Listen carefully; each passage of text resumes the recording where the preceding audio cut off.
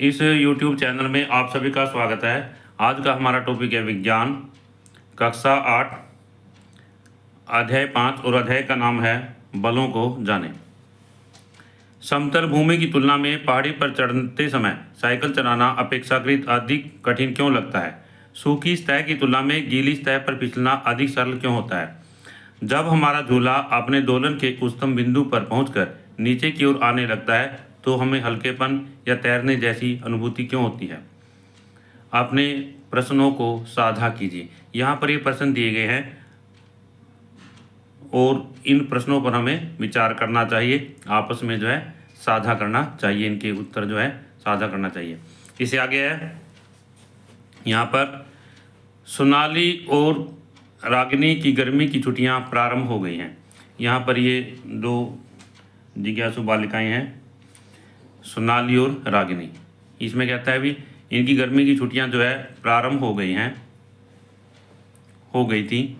बहुत समय से वे सोच रही थी कि अपने गांव के निकट के मनोरम भूदृश्यों की संरचनाओं को निकट से देखा और समझा जाए।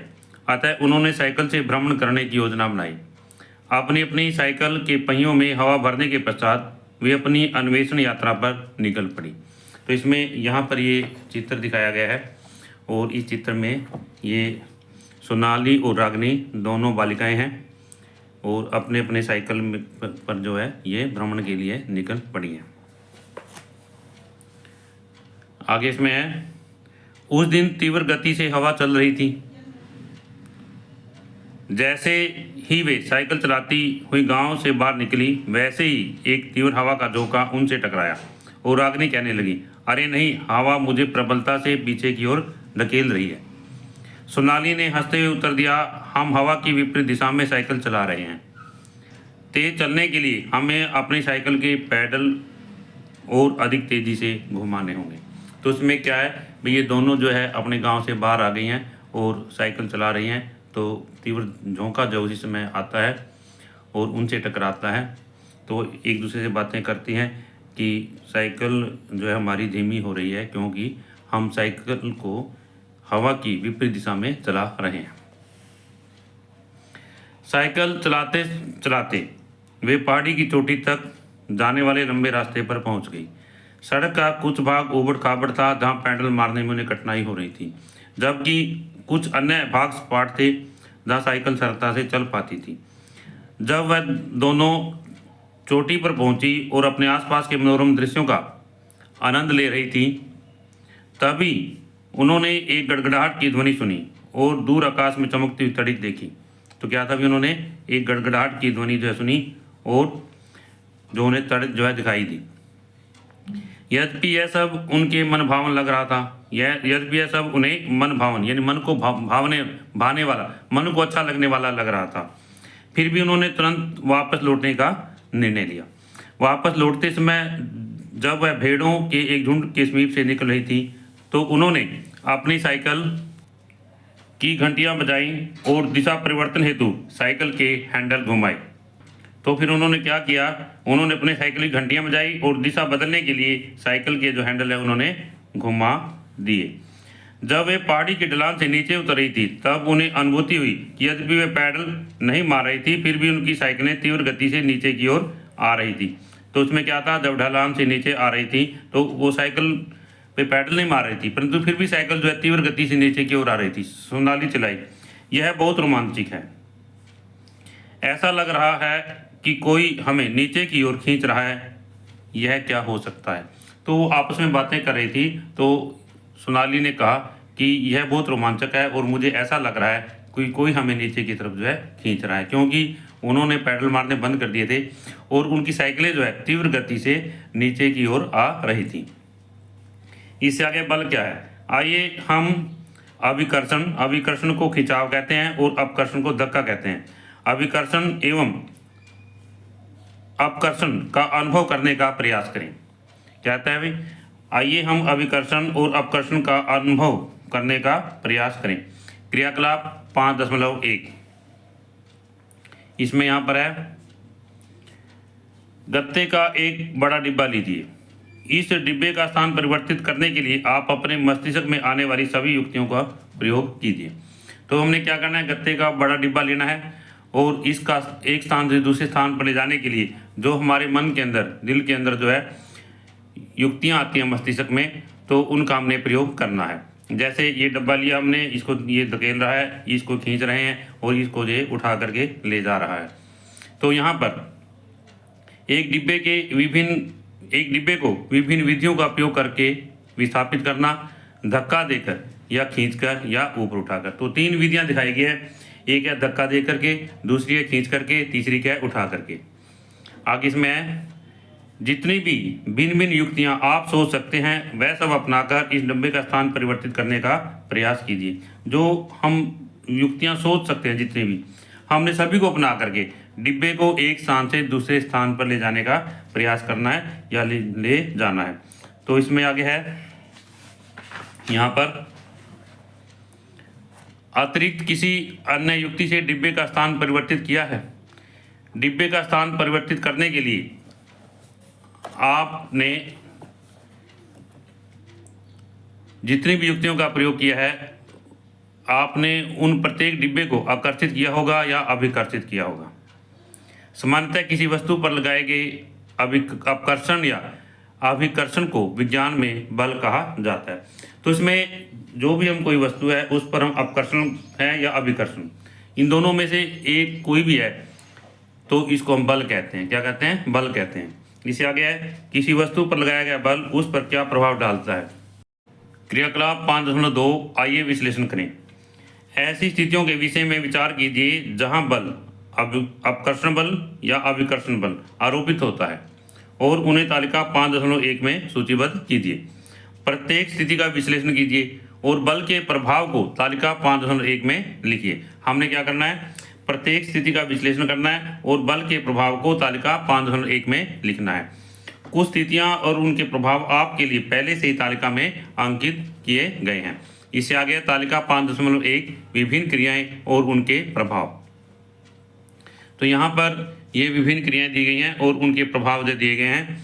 इसमें है सबसे पहले क्रम संख्या, उसके बाद में क्रिया अपकर्षण या अभिकर्षण है उसका प्रभाव।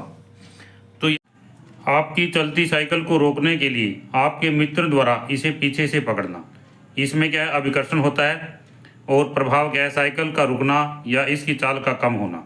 इससे आगे गतिशील गेंद को बल्ले से मारना, अपकर्षण होता है, गतिशील गेंद की दिशा में परिवर्तन होता है। एक फूले हुए गुब्बारे को दबाना, जब हम फूले हुए गुब्बारे को दबाते हैं तो क्या होगा, अपकर्षण होगा, इससे क्या है गुब्बारे के आकार में परिवर्तन हो जाता है।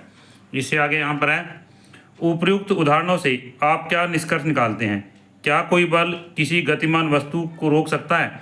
तो इसमें क्या है, अभी हमने 3 ऊपर उदाहरण लिए हैं, इन तीनों उदाहरणों से हम क्या निष्कर्ष निकालते हैं। पहला है भी क्या कोई बल किसी गतिमान वस्तु को रोक सकता है। जैसा कि इसमें दिखाया गया था कि साइकिल है, साइकिल को हम चला रहे होते हैं और हमारा मित्र साइकिल को पीछे से पकड़ लेता है, तो इससे क्या है साइकिल की गति धीमी हो सकती है या रुक सकती है। दूसरा, क्या यह किसी वस्तु की चाल या गति की दिशा में कोई परिवर्तन कर सकता है। दूसरा दिखाया था भी गतिशील गेंद है उसको बल्ले से मारते हैं तो इसमें क्या है गतिशील गेंद की दिशा में परिवर्तन हो जाता है। तीसरा है क्या किसी वस्तु के आकार में परिवर्तित हो सकता है या परिवर्तन हो सकता है। तो इसमें क्या है, एक फूले हुए गुब्बारे को हम दबाते हैं तो गुब्बारे के आकार में परिवर्तन हो जाता है। इस तरह से हमने यहाँ पर 3 उदाहरण दिए और तीनों उदाहरणों के अलग अलग प्रभाव है जो हमें देखने को मिले। इससे आगे इसमें यहाँ चित्र दिखाए गए हैं, दर्शाए गए हैं। जैसे दराज है, इसको खींचना, हाथ से खींचना। और दूसरा क्या है, रबड़ बैंड है, रबड़ बैंड को दोनों उंगलियों से खींचना। और जो ये है खेल के अंदर जो है क्षेत्र रक्षक है, इसके द्वारा गेंद को पकड़ना। इस तरह से यहाँ ये चित्र जो है दर्शाए गए हैं। इससे यहाँ पर है वस्तुओं पर बल लगाना। दैनिक जीवन में हम कई ऐसी परिस्थितियों का सामना करते हैं जहाँ बल लगाया जाता है। तो इसमें दैनिक जीवन में ऐसे बहुत सारे उदाहरण आते हैं जहाँ पर हम बल लगाते हैं। उदाहरण के लिए मेज़ की दराज खोलना, जब मेज़ की दराज खोली जाती है तो हम उस पर बल लगाते हैं।